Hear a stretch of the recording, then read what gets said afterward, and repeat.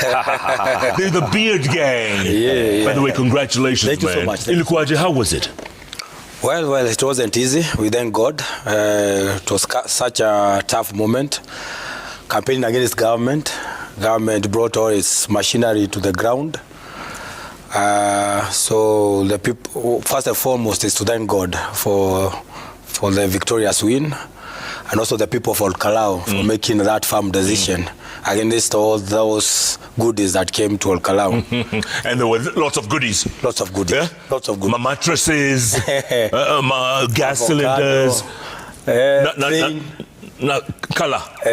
Ilikuwa noma. Watu walikuwa naamka serikali kulala serikali. It was all about goodies here and there. So did you know you would win?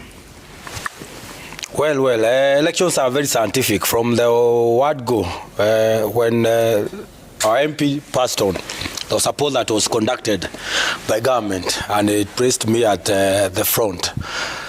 And I knew with the right strategy, I was poised for a win.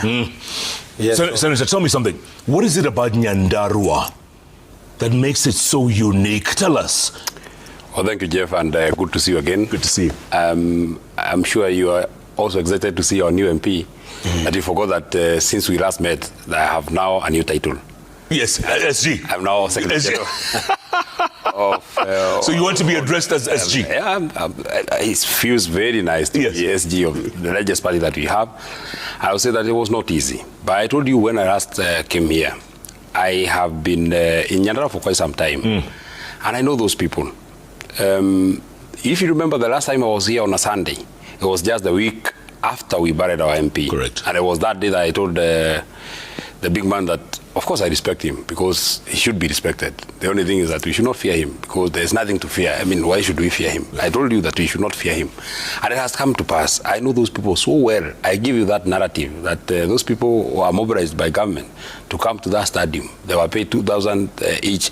6,000 people were sitting in the tents, and they were told that they should not allow me and Rigathi Gachagua to speak. Yeah. But we were, I mean, the men of the moment. We were the men of the match because I know those people very well. I had no doubt in my mind that the people of Nyandarua, because Nyandarua, if you not know, if you read some bit of history, it has produced very great leaders. No. The most famous, J.M. Kariuki, and the most famous. Maybe right? not necessarily the most famous, because the leader of the Kamau movement was Dedan Kimathi. Right. He is right from Nyandarua. So therefore, and if you read the story of the Kamau uprising, it was born and bred in Nyandarua. That was the headquarters of Mauism that time. So therefore, even now I had no doubt in my mind that the people of Nyandarua who actually in the front in terms of proving to the nation that it can actually be done. I'm very grateful about what happened in Olkalau. I have been there. I was there for 60 days. I just came back from Olkalau today. Not because I had any doubt in my mind that I would vote for our candidate, but because we needed to encourage our people that they should come out and vote. And there is a lesson, a very big lesson that we have come with from Olkalau. And a message to the people of Kenya that nothing would beat the spirit of a determined population. Nothing would beat the spirit of a determined population. Yeah. Let me tell you, Jeff, because I was in Olkalau, a voter who voted in Olkalau, 35,000 who voted for our candidate, 86%. And by the way, those guys knew that we are taking them to a single digit because we were very determined to ensure that UDA gets a single digit. Forget about that 13% that they got. And I want to also set records straight. The 5,000 that that UDA candidate got were his votes. Because him, first, he's our son. I think they even went to the same church with Kamau here. Number two, he was working in Keraho's office, so therefore he was a bit known. If it was Kamau versus William Ruto, William Ruto would not have gotten 500 votes. He cannot get 500 votes. So the point that I was making is the lesson that we are coming with from Olkalau is, and I was telling him just now when we were on the launch, a person who voted for him woke up having slept on a mattress given by government, covered himself with a blanket given by government, woke up and cooked tea with a gas cylinder that was given by government, bought bread with money that was given by government. In the evening of the day before election, he ate rice and beans given by government. On his farm, there are avocado trees that are growing, given by government, and his son is coming with a train that is has been provided by government. And those of us who come from Mirangini, and we are very privileged. We are moving from this side of Mirangini to the other side. We were using a boat given by government, and we went to vote for Sammy, Douglas Kamau. But Sammy, that is the kind of determination that we Sammy, let me ask you Kalau. this. Right. This victory was overwhelming, let's face it, right? Right. 35,000 to 5,000. Right. But you still, like Senator says, you ate everything the government gave you. Right. That's very unfair. Right. Munakula zao, it wasn't right. Tulikula fair. There's a new thing going in town, saying Yes. there are 4 things that can't be bought with money. Trust, patience, time, and a resident of Olkalau. Those are the 4 things you can't buy with money. Yes. Sad to say that it bordered on voter bribery. It wasn't genuine. And people could see the ingenuity, that these people are not genuine in whatever they were doing. Ministers coming, streaming in, people that were not there when we did them. They came with goodies, and we knew that it would last up to 17th. In fact, maybe 15th. And the local people, and maybe the general population, now know that for you to be elected, you don't have to now pile enough amount of money, then go for the campaigns. People now need genuine leaders, people that will promise and deliver. Yes. Yes. By the way, you two are both students of history, so you know this. Kipipiri, 1995. Yes. Remember? September. I remember. KANU had a very strong candidate. KANU threw a lot of money into Kipipiri. Right. Kibaki's DP candidate had no chance then. But you Nyandaruans, you turned this thing around. Yes. Kipipiri, in fact, is the current 3 constituencies. By the way, how old were you in 1995? 1995, I was 9. 9 years old. But I still remember. How old were you? Of course, I was young. I was 4. Guy. Look at 4. I was 4. Yeah. I was 30, man. Hey, jeez, man. And you still look dirty. So anyway, yes. You're telling us about Kipipiri. It was 3 constituencies. So Jorok, Yeah. Olkalau, where we are, and now Kipipiri. It was 1 constituency. There's a guy who was in Ford Asili from Kinangop. He was the one poised to win, but he took his papers late to ABC. That time ABC was ECK. ECK, correct. It was in Nyeri. Yeah. So he was barred from Vine. Kimani Wanyoike. That's how Paul Githiomi, now the DP candidate. Yes. Everyone pushed their support towards Githiomi. Joe Maina was from my area, Olkalau. The KANU guy? Yes, and the one who had passed on Moshemi also is from a place called Tumaini in Olkalau. And the same thing, electricity posts. I remember in our village, Huruma Hapo Chini, so many posts. There was no electricity then. Posts were brought in numbers. That time Jirongo had already started 1992, the 500 shillings note. Yeah, ile Jirongo. Yeah, ile Jirongo. Kuna peanwa sana kina wazee wetu, our fathers would go for that, for those money or that money. And at the end of the day, it was the statement on Taifa Leo was Moi, Aonja, Pilipili, Kipipiri. You remember that headline? Moi, Aonja, Pilipili, Kipipiri. Yes. In our home, we had coined a new one in our mother tongue. We said it will be Ruto, Korutuo, Buruguto, Karau. Gentlemen, hold that thought. I love that conversation. The goonism in that election, Senator. The goonism. Ulionao watu magoons na hizo prado zao. Let me say this, Jeff, and by the way, the Honorable Member of Parliament for Kipipiri, Wanjiko Moya, says hello, and she says that she was there in 1995. Now she's the Member of Parliament. She was there in 1995. She was not voting though, but she was there. She says hello. Now, there are 2 or 3 lessons that we pick from Olkalau. Number 1 is that determination of a population. You know, that kind of determination. I wonder whether you saw a woman, maybe in her 50s or 60s, facing a goon with a gun and told that goon in Kikuyu, if you are circumcised, shoot at me. And I mean, a woman of that age, that shows resilience. So one lesson that we carry from Olkalau that should be or should be what we are carrying to 2027, is that on any election, any day of voting, we shall call it Democracy Day. Nothing else will happen that day. You vote, and it's not just voting. You vote and protect your vote.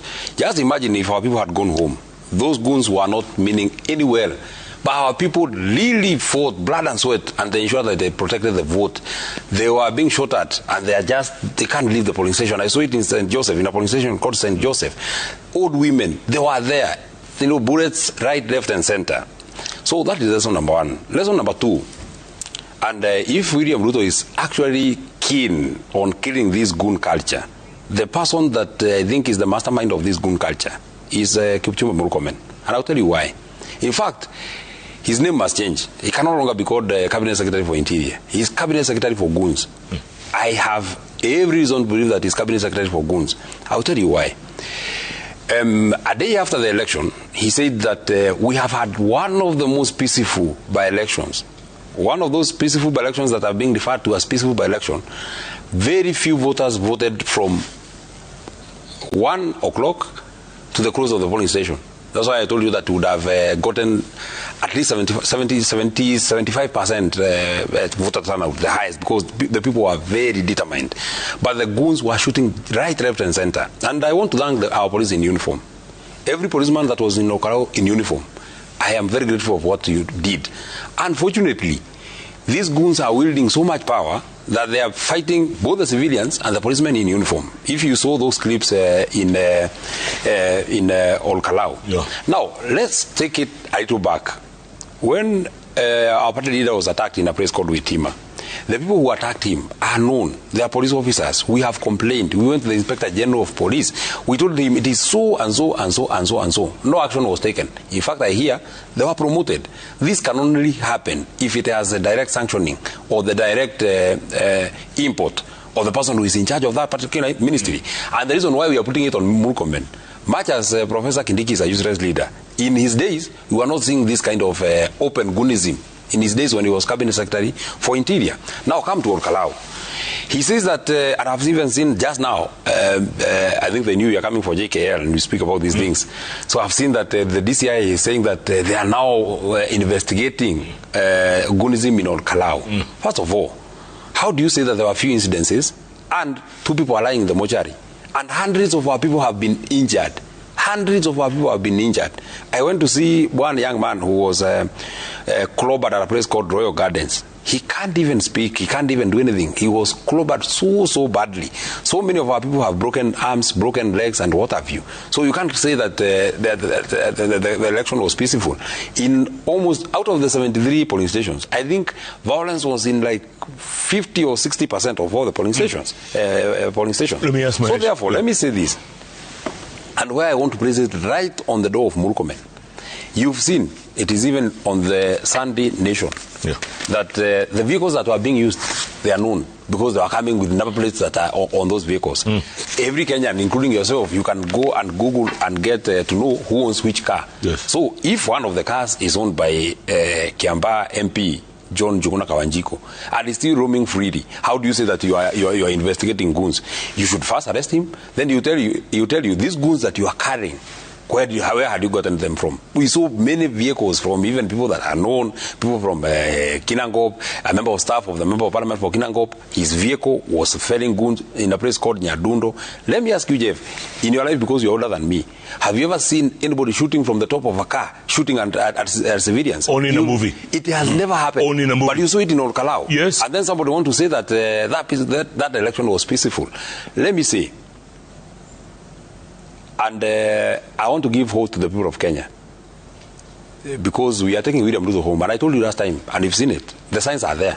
You've seen 86%, and it's not even 86. I'm repeating that even these 5,000, you can't attribute it to William Ruto. It's because that guy Mushina is also a child of a woman, so therefore we had to give him something at least to go home with. But in 2027.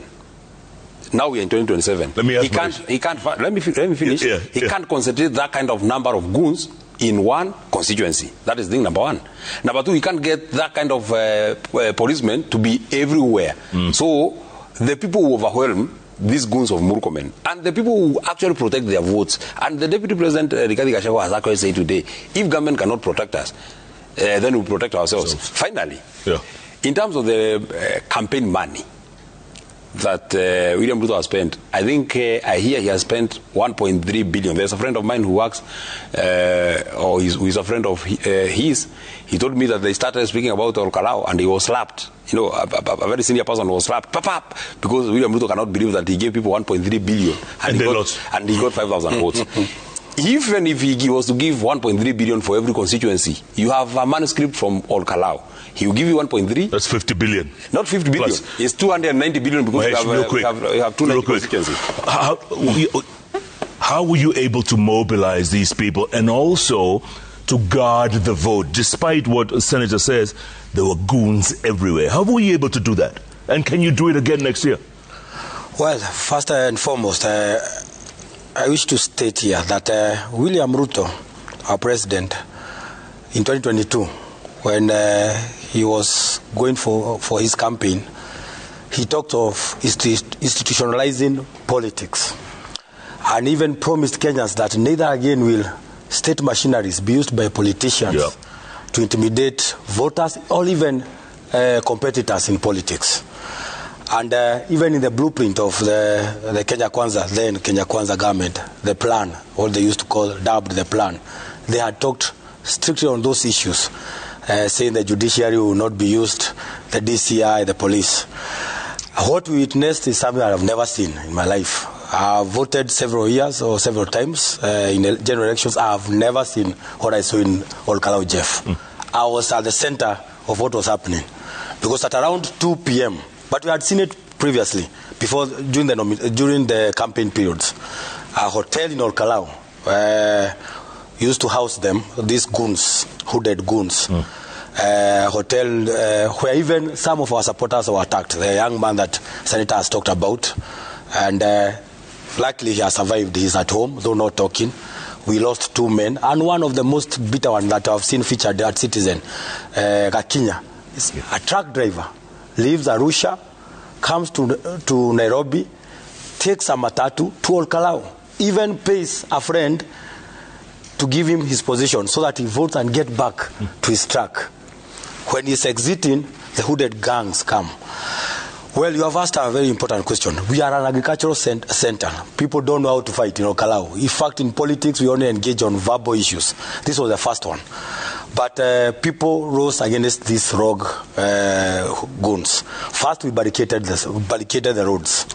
We ensured that, because they were moving with vehicles, Prados that you have seen, and Subarus, and there was some pickups, we ensured that we barricade most of the main roads so that their movement would be restricted. Even people fell trees. People were offering to fell their own trees. Women put stones on the roads.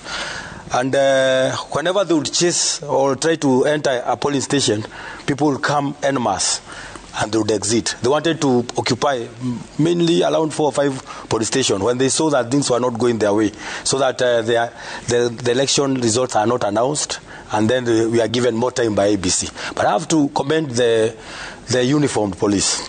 Though they had orders to stand down, whenever they appeared, those hooded people, they stood down and allowed them to enter the police station, the polling stations. But them, they carried out their duties very responsibly. And I wish to call out on those police with uniform. If they respect their work, because it's a service.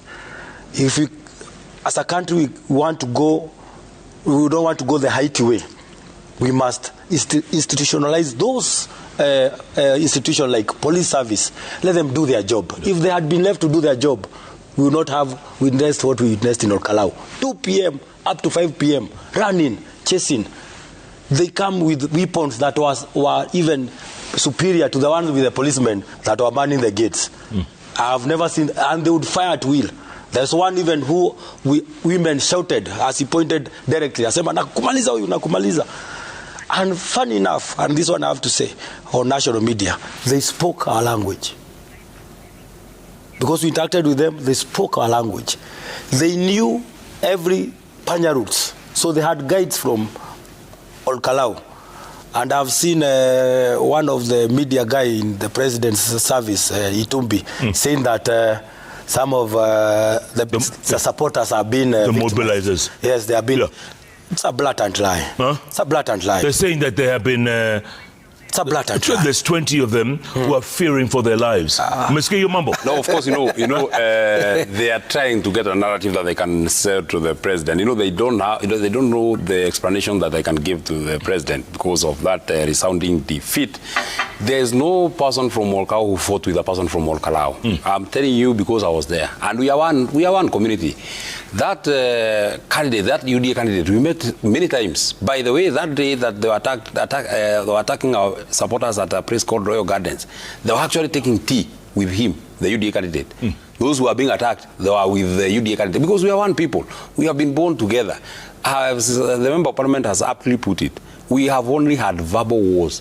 You can never see a person from Olkalau throwing a stone at another person. So therefore, and anyway, the reason why nobody from Olkalau would be worried about the 5,000 who voted for Mushina is because they didn't vote for William Ruto, and we know they voted for Mushina, and so it's not a problem because that's our son. There is one thing, Jeff, that I'm saying. This man, Kipchumba Murkomen, is a recipe for chaos in 2027 because the goons who attacked us in church in Wetima, the very same people are some of those who came to Olkalau. So therefore, and there are also those who are at All Saints Cathedral here, and their faces are known. You pray them here every time. We have given their names to the Inspector General of Police. So this is just a special school that he has outside the main National Police Service. How therefore would you say that you are Minister for Interior or a Minister for our own internal security, and you are running a parallel militia that is meant to deal with other people politically? Because you see, there was no threat of any nature in Olkalau. But in fact, 2027 will be ugly. I mean, you have to be worried. Let me tell you, the lesson that we carry from Olkalau is that, and I've told you, once our people are determined to take William Ruto home, nothing will stop us from taking him home. Because our people, as I've said, election day on the 10th of August will be Democracy Day. You vote and you stay at the polling station until it has been counted. Let me say this to the IBC. I have a mixture of feelings of how IBC treated us in Olkalau.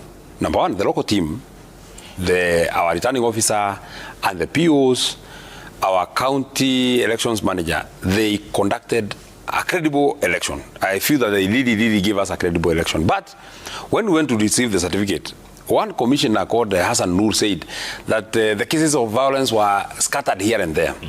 You saw what the commission did to one of us, the Honorable Member of Parliament for Kipipiri, Honorable Anjiko Moya, who just said, any person who is not from Olkalau will not vote in Olkalau.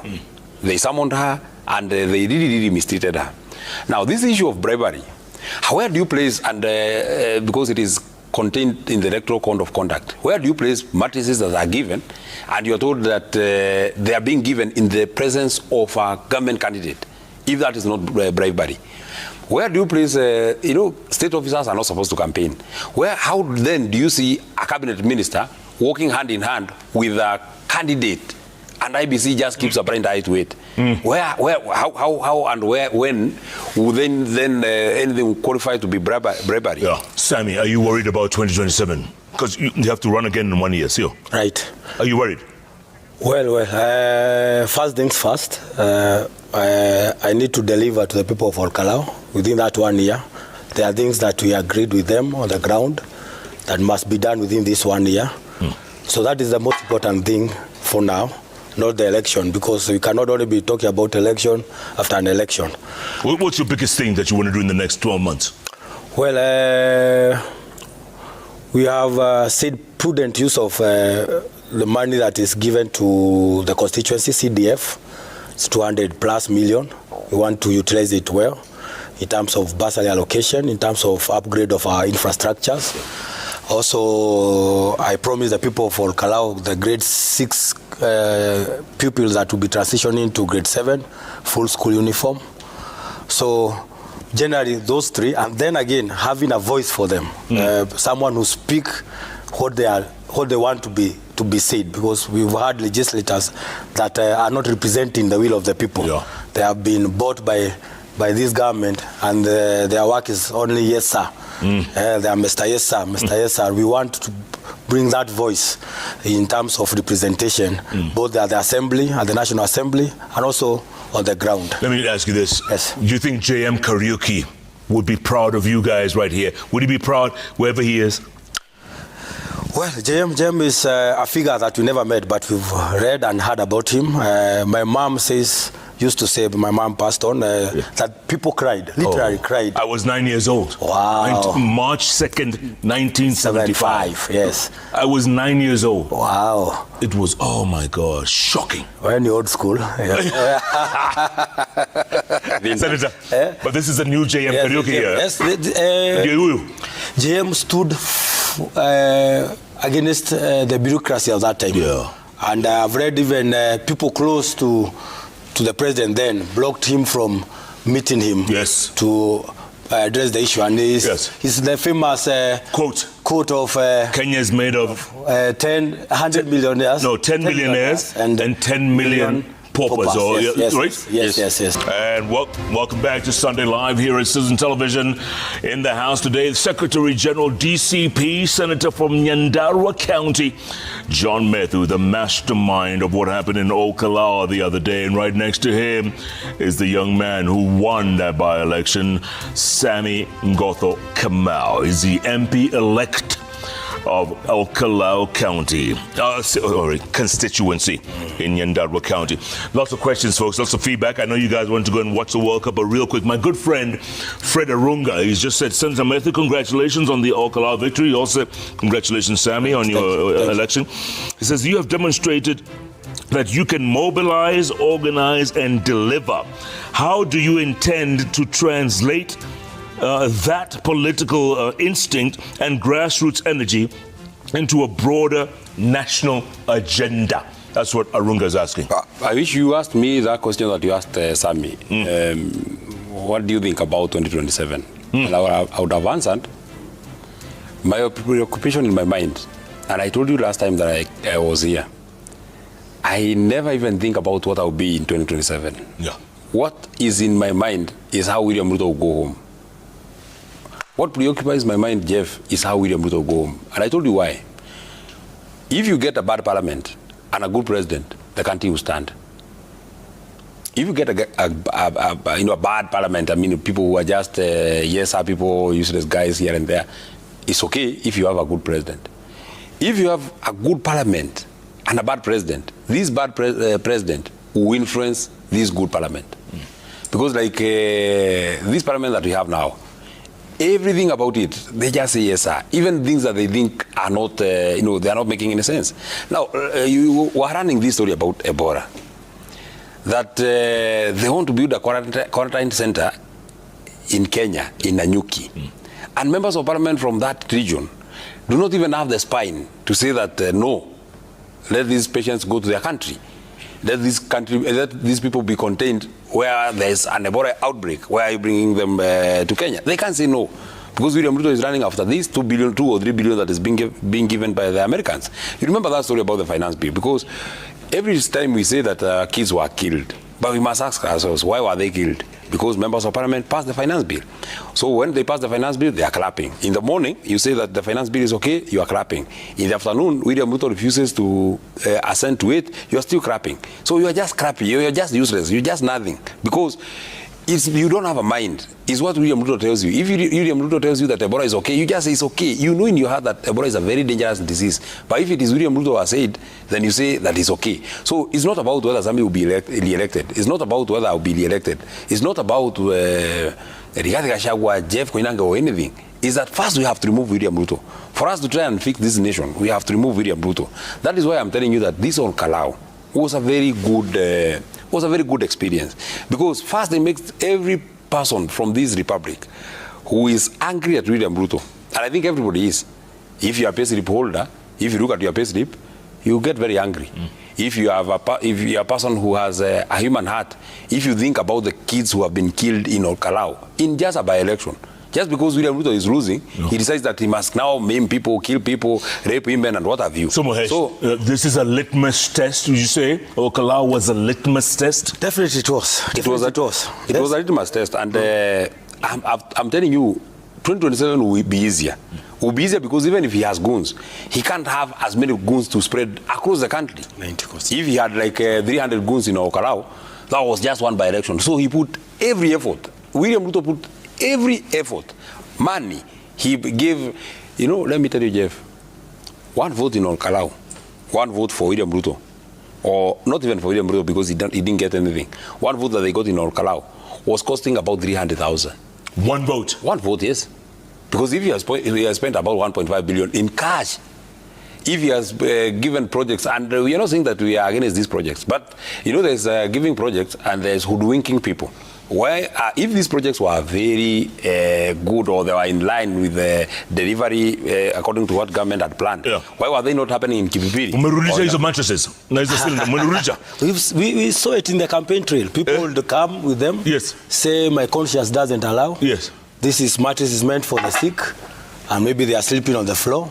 We received them. I will continue receiving them and taking them to hospitals where they belong. But I have to say this, Jeff, from what your friend has asked, what we have seen, President Ruto has lost the aura. He has lost the mojo. People are tired with this government. They have a resolve. It doesn't take the leadership ourselves. It is the people. It is the people who went out to protect these votes. It is the people who stayed at the polling stations, said they will guard the votes till they are counted and announced. So you don't need to do much because the people already are they are mad at what they are experiencing with this government, the cost of living and all of this problem that we are having. So the people in 2027 will come out in numbers and speak, and you cannot force people to vote for you. And President Ruto knows that because in 2022 he wooed people, he talked to them well, he sold them ideas and they bought into his idea. Now you cannot intimidate them using policemen and goons because they'll get more angrier, they'll get even tougher, they'll want to take you out in 2027. So I've seen them saying this is not 2027 contest, this was just a by-election in Kalau.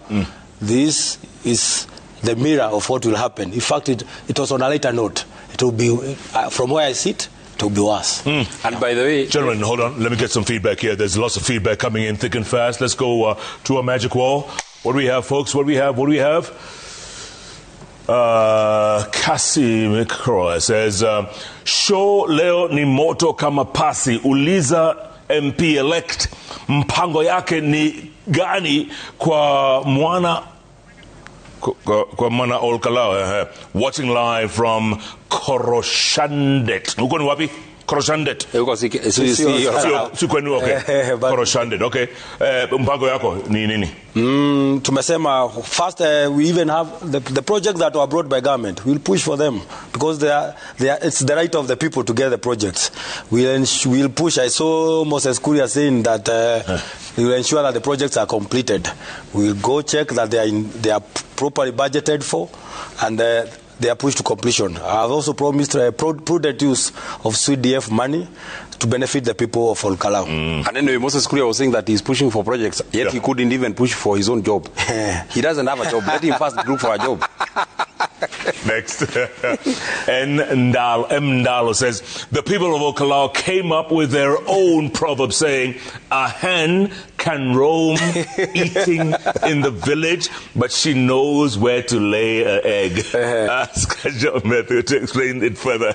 Is that true? In fact, by the way, our people are saying, you're saying that they returned the gases and mattresses. They're saying they voted for William Ruto. He didn't give them anything. So it's like they voted for him in advance. This is the payment for the vote they voted for him in 2022. So he must prepare more if he wants to, for all the people because they already voted for him. These 5,000 that we got, some people are calling me and that. Let me give you a funny story. One day I was with Sammy at home in a place called Mugumo. Then we were told that there's very many women at the gate, and we asked, we didn't have a meeting today. So they really insisted. So I said, let them come. They were from a place called Acacia. That's where they were going to get money. So they told us we have been caught by government and we have been given 2,500. And we feel it in our heart that it's actually not right that we took this money. But since you people are really struggling with the campaign, we have decided we'll give you 1,000, we'll keep 1,500 because you are the people who went for the money, and they gave Sammy 1,000. Now the problem, each of them. Now the problem was where to keep that money, because we didn't want to touch William Ruto's money, so we had to give it to one of our aides to go and repair the banners that had been broken. Wow. But that's the kind of love that we were seeing in North Kalau. Yeah. Let me tell you, the people who came to help us, ask all those agents who came to help us in North Kalau. They were not sleeping in hotels because the hotels were very dangerous. They were sleeping in people's houses.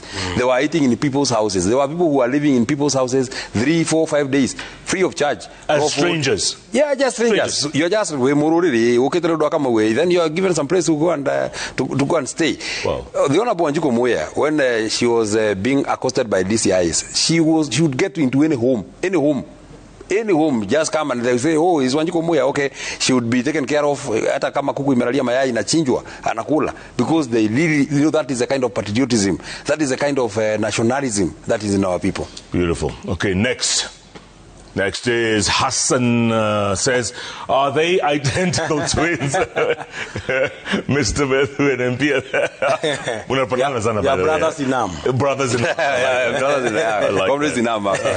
Paulo Nsema, Senator John Methu, kitu anaogopa hii dunia ni mtu wa kinyozi pekee. Engineer Lazaro says, first of all, congratulations all Kalau residents for standing firm with their interests. The MP-elect should now stop election honeymoon fever and start working for the residents with immediate effect. Yeah, you just told us you have 12 months to go. Yes, definitely. We need to hit the ground. Yes. Gentlemen, real quick, I know you want to go and watch the second half of the World Cup, which is fantastic, which is very important. But I want some final thoughts. You first, MP-elect, going forward, what do you tell the people of Kalau who are watching you right now? Well, first of all, I want to thank the people of Kalau for their resolve and standing firm, and for electing me with such a huge margin, that 5,000 votes was no mean feat. I owe it to you.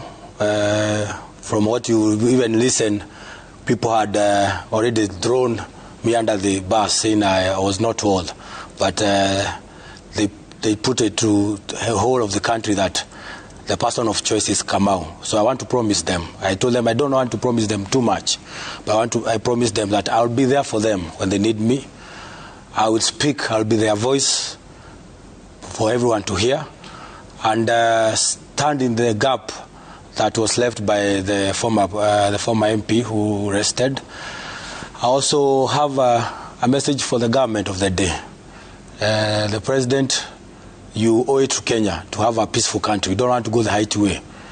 It is such a shame seeing goons running during the election day with arms and all that kind of things. You need to call the house to order. Sack the CS of Interior, Murkomen. Bring in someone who is sober. Start having those what you promised, is to institutionalize our politics so that we don't go way beyond what is needed, because at the end of the day, Kenya is our land and we need to protect it beyond politics. We don't have any other place to go to. Kenya ndio nchi yetu, na ni vibaya sana tuone if it had gone to a bigger height, we would have had bloodbath, brothers rising against brothers because of what Itubi is trying to bring. And I want also to say, please don't use this they are saying investigation to come and start harassing people, because we know the government can say we have gone to investigate, and you end up seeing people being harassed. I listened to the county commissioner talking to one of the blogger. That's not the kind of language we want to hear in our county. It's a very peaceful county. I don't think we need to go to that route. So President Ruto, you have a mandate, a very big mandate. You may not perform economically, you may not perform in other way, but you owe it to Kenyans to have peaceful transition coming to 2027, because most probably you are going home in 2027. Thank you. Senator, you get the final word. Talk to the nation going forward. First, I want to really thank the people of Kalau. You've built resilience that will be remembered for many years. You just spoke about the by-election in 1995. It's 31 years ago, and it's never been forgotten. The people of Okalau have earned a place, rightfully so, in the books and annals of our history, as people who stood and led an onslaught against a president who was not a good president. My second thing would be to the people of Kenya. You've seen it and you're learning from Okalau. This thing is very, very doable. I know you're all tired with the administration of Mr. William Ruto. And therefore, as I have correctly said, let's all get ready. Let's all now get ready. Finally, or rather, to our leaders also, those who are in the united opposition, Linda Mwananchi, and everybody who loves this country. The people are united, and you've seen it from Okalau. The people are all on one side. They're just waiting to just get one leader to lead us. I make a commitment that because I can only speak for the DCP party, if my party leader, Rigathi Gachagua, is given the ticket to fly the united opposition ticket, we have proven that we can actually guard and protect our votes. Let me also speak to President William Ruto. We are asking very little as a people of Kenya, because being president is the highest responsibility anybody will ever get. Whether you be one term or not, whether he will be whatever, he will have gotten the highest civilian authority ever in the Republic. He's the fifth Kenyan to ever get that honor. Please, with great responsibility comes greater accountability. Why don't you just leave this country? Don't even make it even better, even for an inch.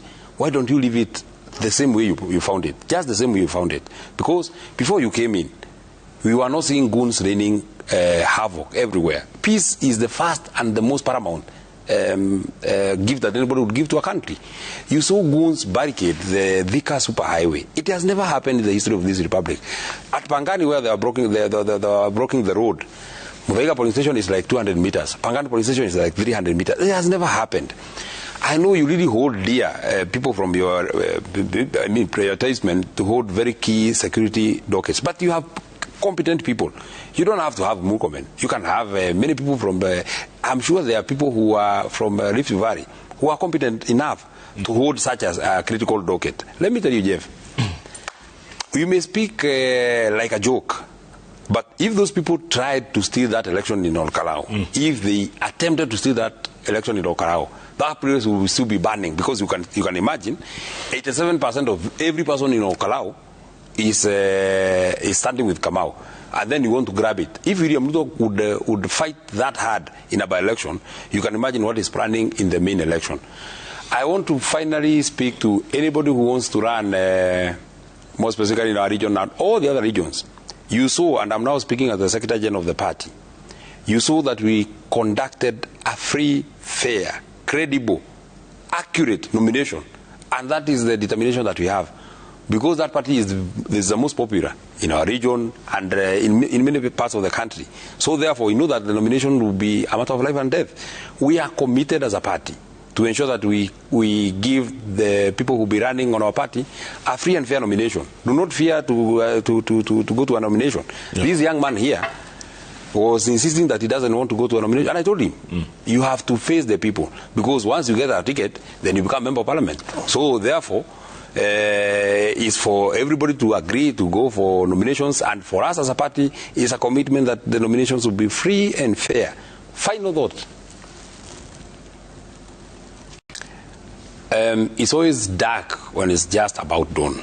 Our people, we just want, in fact, we are now counting days. We are now ticking days. William Ruto is a very dangerous animal, and we have to hunt him down from all directions.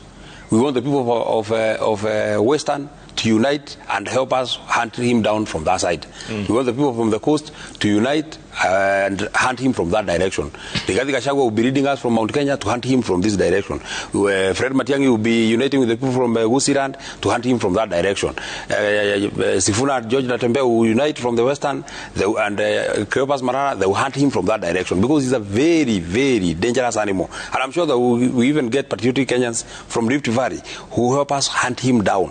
When you're hunting a dangerous animal, you don't hunt from the same direction. Let's hunt him from every direction. And when it is election day, once you vote, you don't go home. You know, our county commissioner was telling us, vote and go home. Vote and go home where? Who are you going home where? You're not going home until the first person to go home will be William Ruto. All right. The rest of us will remain in the polling station until we are sure that the votes have been counted and they have been tallied and they have been written that William Ruto has lost. Senator John Methu, thanks so much. DCP Secretary General. Yes, sir. New title. Yes. MP-elect Sammy Kamau. Thanks, congratulations on your win. Thank you so much. And good luck going forward. Thank you so much. Thanks so much for your insight. Thank the Beard Gang is in the house. By the way, what's the score in the World Cup? Anybody? 0-0 first half? 33 minutes? Baduk tuna time. Thanks so much for being a part of Sunday Live, folks. Really appreciate your time. Remember, if it's Sunday Live, it's all happening right here on Citizen Television. Let's do it again next week, same time, same place. What do you say? What do you say? We have no choice, as they say. All right. Have a good evening. Goodbye. Good luck. God bless the people of Okalao and Nyandarua County. God bless Kenya.